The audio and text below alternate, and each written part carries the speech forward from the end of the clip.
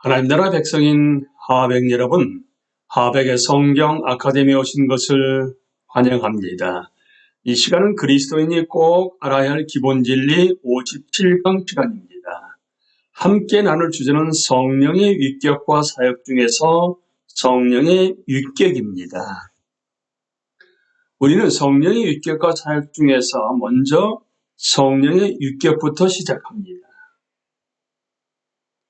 성령의 위격에서는 구약의 가르침과 신약의 가르침 순으로 함께 나눕니다. 먼저 구약의 가르침입니다. 영을 뜻하는 히브리어 루 야흐에는 바람 또는 숨이라는 의미도 있습니다. 그러나 주의 영이라는 표현은 항상 하나님의 인격적 대리자로서 세상에서 활동하시는 하나님을 가리킵니다. 구약은 새로운 시대, 곧 하나님의 영의 시대를 고대합니다. 이제 신약의 가르침으로 넘어갑니다. 영을 뜻하는 헬라어 푸니마 역시 바람, 숨의 의미를 함께 내포하고 있습니다. 신약에서는 메시아 시대의 도래와 함께 성령이 차츰 더 뚜렷하게 부각되며 그리스도의 탄생과 관련된 사건들 속에 현저하게 나타납니다. 예수님이 세례를 받으실 때 성령은 비둘기의 모습으로 나타나며 예수님의 수많은 사역에서 함께 하십니다. 예수님은 제자들을 향한 고별 설교에서 성령을 보이스라고 말씀하십니다. 영어로 파라클레테로 표기되는 이 헬라어 단어는 기본적으로 어떤 사람의 소송을 담당하는 변호사나 같은 편에서 싸워주는 동맹자, 즉 힘을 주고 용기를 북돋아주는 사람을 의미합니다. 예수님의 죽음과 부활을 통해 성취된 새로운 시대는 약속된 성령이 부어진 시대이며 그 결과 교회가 세워지고 교회는 성령의 능력을 힘입어 세상에 복음을 전파했습니다. 그리스도의 초림과 재림 사이에 놓인 그리스도인의 삶은 성령 안에서 사는 삶입니다. 인격적 존재, 성령은 비인격적 힘이나 능력을 나타내는 사물이 아니라 하나님의 한 위격입니다. 비록 영을 뜻하는 헬라어 명사는 중성이지만 헬라어 신약 성경은 성령을 반드시 그것이 아닌 그로 지칭합니다. 성령은 본질적으로 인격체를 나타내며 인격적 행위자를 가리킵니다. 요한복음 14장 15절에서 예수님은 성령을 자신 외에 또 다른 보혜사라고 말합니다. 성령께 온전한 인격적 특질을 부여하지 않고는 이 성경 구절의 의미를 제대로 이해하기 어려울 것입니다. 이와 유사하게 바울은 성령을 근심하게 하는 것에 대해 이야기합니다. 만약 성령의 단순한 힘이라면 그에 저항할 수 있을 뿐입니다. 근심하게 한다는 표현은 오직 인격체에 대해서만 사용할 수 있습니다. 신적 존재, 성경은 성령의 신성을 명백하게 증언합니다. 그분은 삼일체 하나님의 한 분으로서 우리의 영원한 예배와 사랑과 찬송을 받으실 대상이며 성부와 성자와 동일한 신적 본성을 공유하십니다. 성령은 주의 영이십니다. 그분은 창조하시고 구속하시는 하나님으로 언급됩니다. 예수님은 성령을 거스르는 죄가 인자를 거스르는 죄보다 더 크다고 말씀하셨습니다. 인자이신 예수님은 하나님이시므로 이 말씀은 성령의 신성을 더 확실하게 증언해 줍니다.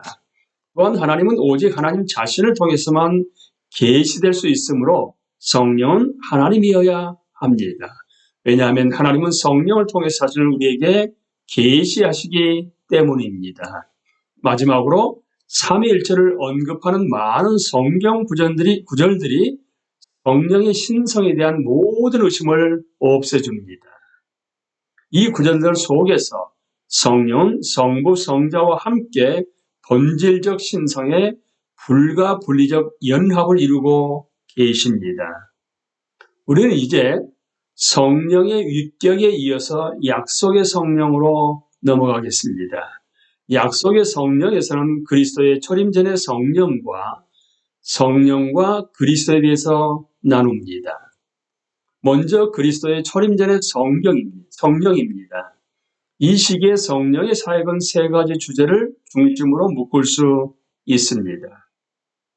생명, 성령은 흔히 우주 창조와 관련하여 언급됩니다. 하나님의 영은 수면에 운행하시니라. 라는 말씀은 새끼들 위를 맴돌고 있는 새의 모습을 묘사한 것으로 해석할 수 있습니다. 태초에 성령이 무로부터 생명을 창조하신 일은 신약에서 그분이 하나님의 백성에게 생명을 주신 중생사에게 중요한 전조입니다. 성령도 인간에게 생명을 주십니다. 따라서 우리는 만물을 변함없이 붙드시는 말씀에 전적으로 의존하듯 지속적으로 생명을 주시는 성령의 능력에도 의존합니다. 지식, 성령은 인간의 마음을 조명하여 하나님의 지식과 그분의 진리, 특히 예언자적 통찰과 함께 일반적 이해력을 허락하십니다. 이것의 1차적 형태가 바로 구약 성경의 기록입니다. 성령은 특별히 선택받고 준비된 증인들에게 영감을 불어넣어 하나님의 말씀을 기록하게 하셨는데, 이는 신약에 나타난 성령의 사역에 대한 예고라고 말할 수 있습니다. 약속, 성령과 약속된 메시아 시대 사이의 관계는 이중적입니다. 첫째 오실 메시아는 친히 성령의 기름 부음을 받습니다. 둘째, 메시아 시대 하나님의 영은 특별한 방법과 수준으로 하나님 백성 위에 부어질 것입니다. 이제 성령과 그리스도로 넘어갑니다. 예수님과 성령의 관계는 성령의 사역에 대한 신학적 토대를 이루며 성령의 사역에 대한 적절한 관점을 갖는데 절대적으로 중요합니다. 성령과 예수 그리스도의 관계는 두 가지 측면에서 살펴볼 수가 있습니다. 그리스도가 받으신 성령, 특별히 그리스도의 세례 장면에서 그리스도가 성령을 받으시는 모습을 분명하게 볼 수 있습니다. 성령이 비둘기 같은 형체로 그의 위에 강림하시더니, 성령의 역할은 예수님의 잉태와 탄생에서 지속되었고 그분의 사역이 이루어지는 동안 줄곧 지속되었습니다. 이런 사실은 결코 예수님의 신성을 감소시키지 않지만 그분과 인성을 공유하는 우리는 하나님을 섬기고 그분께 순종할 때 성령에 대한 이 같은 의존이 필요하다는 암시를 보게 됩니다. 그리스도가 보내신 성령, 세례 요한은 예수님의 사역에 성령과 불로 세례를 주는 일이 포함될 것이라고 예언했습니다. 사도행전 1장 5절은 이것을 예수님 사역의 절정인 죽음 및 부활과 연결합니다. 이런 연결은 요한복음 7장 39절에서 명확하게 나타납니다. 예수께서 아직 영광을 받지 않으셨으므로 성령이 아직 그들에게 계시지 아니하시더라. 이것은 신약에서의 성령의 사역을 이해할 수 있는 열쇠를 제공합니다. 즉 성령의 사역과 예수님의 영과 사이에는 깊은 관계가 있습니다. 구약이 다가올 새 시대와 새롭고 영광스러운 성령 강림을 연결한다는 사실을 떠올려 보십시오.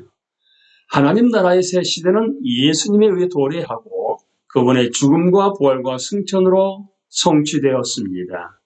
오순절 성령 강림 사건은 사실상 예수님의 승리를 통해 시작된 하나님 나라가 인간의 역사 안으로 들어왔음을 나타낸 것입니다.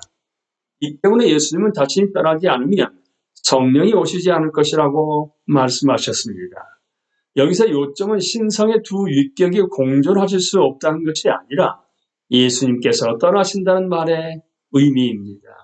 즉 그분이 죽음과 부활과 승천을 통해 아버지께로 떠나가야만 성령이 제자들에게 임하여 그들의 보혜사가 되고 그들을 통해 세상에 증언하실 수 있다는 것입니다.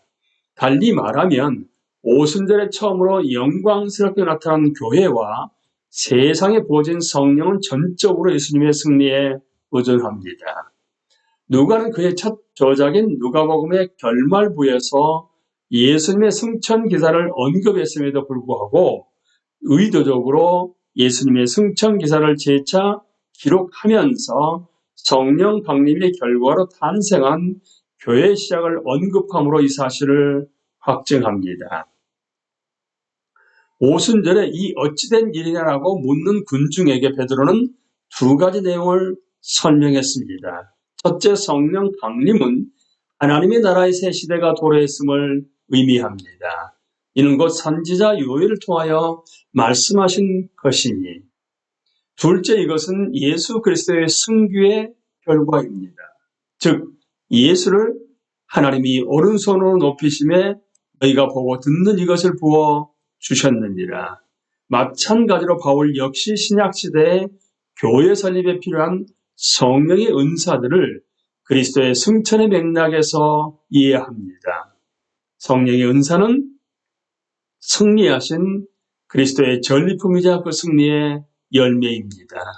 그러므로 성령은 영원한 삼위일체 하나님 한 유격이시며 그리스도께서 삶과 죽음과 영화를 통해 이룩한 승리의 열매가 하나님 백성의 삶에 맺히도록 도우시는 분이십니다. 이런 의미에서 성령의 사역은 그리스도께서 죄인들을 위해 일으키신 복이 하나님 보좌에서 흘러 넘쳐내린 것입니다. 이런 이해는 중요한 함의들이 담겨져 있습니다. 그중 하나는 성령의 사역을 그리스도의 사역과 분리하는 시도란 매우 어리석은 것임을 강조합니다. 성령의 현실 또는 그러한 현상을 추구하는 태도가 다른 무엇보다 예수 그리스도 안에 있는 하나님 영광의 일차적 관심을 두지 않는다면 성령으로 영감된 성경의 인정을 받지 못합니다. 그러한 추구는 복음을 전파하고 교회를 세워 하나님을 영화롭게 하는 그리스도인의 위대한 과업에 해를 끼치고 방해가 될 뿐입니다. 보좌에 앉으신 이와 어린 양에게 찬송과 존귀와 영광과 권능을 세세토록 돌릴지어다. 라는 말씀이야말로 성령으로 충만한 제자에게 합당한 진정한 외침입니다.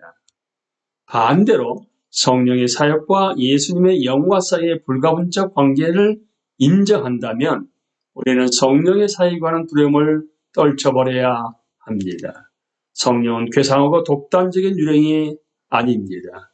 그는 기독교 공동체가 예수님을 만나도록 돕기 위해 오신 예수님의 영이십니다. 성령의 진정한 사역이 두렵다면 예수님이 갈릴리 바다 위를 걸어오신 것을 보고 유령인 줄 알고 두려워하던 제자들처럼 안심할 필요가 있습니다. 안심하라, 나니 두려워하지 말라.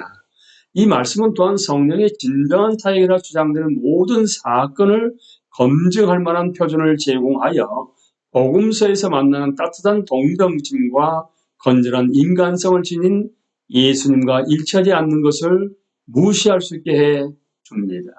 성령은 우리를 그리스도께 데려가고 그리스도의 구속의 축복을 더 충만하게 누리도록 하신다는 점에서 바로 예수님 자신이십니다.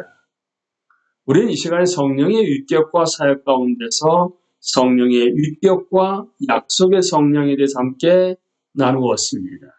다음 시간은 성령과 그리스도에 대해 시작으로 넘어가겠습니다.